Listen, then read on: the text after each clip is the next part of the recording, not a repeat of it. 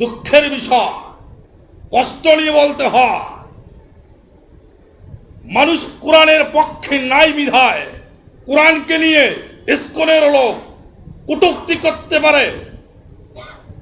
কোরআনের পথে নাই বিধায় মুসলমান একত্রিত নয় দেখি, ইমানের পথে নাই দেখি, এক প্ল্যাটফর্মে নাই দেখি প্রত্যেকটা অমুসলিমেরা চিন্তা ভাবনা করে চলে মুসলমানের কোথায় আঘাত করা যায়।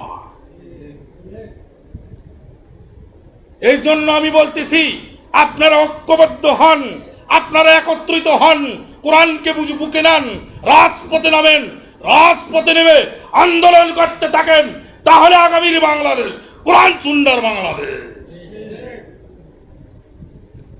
কোরআন সুন্নাহর বাংলাদেশ হলে আপনার আর মা বোনেরা মেয়েরা কঠিন কালেও বাংলাদেশে কোনোদিন ধর্ষিত হবে না।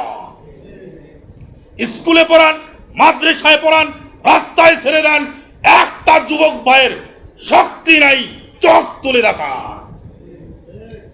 আপনি ঐক্যবদ্ধ নাই, আপনার মেয়ে ধর্ষিত, আপনি ঐক্যবদ্ধ নাই, আপনার বৃদ্ধ মা সেটা ধর্ষিত, আপনি ঐক্যবদ্ধ নাই, সমাজের মানুষ নির্যাতিত, আপনি ঐক্যবদ্ধ নাই, কোরআনকে ফেলে দেওয়া হচ্ছে, আপনি ঐক্যবদ্ধ নাই, রাসূলকে নিয়ে অবমাননা, আপনি ঐক্যবদ্ধ নাই, মুসলমান ভাইদেরকে জুলুম করা হইতেছে।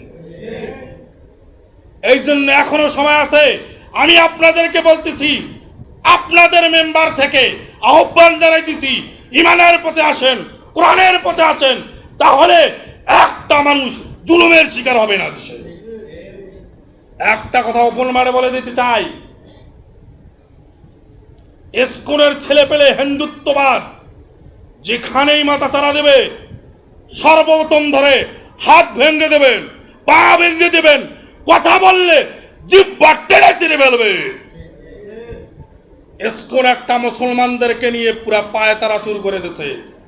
বাংলাদেশে একটা মুসলিমকে ঠিক থাকতে দেয় না তারা। তারা মুসলিমদেরকে নিয়ে যত বড় ষড়যন্ত্র করতেছে, মুসলিম টিকে থাকতে পারে।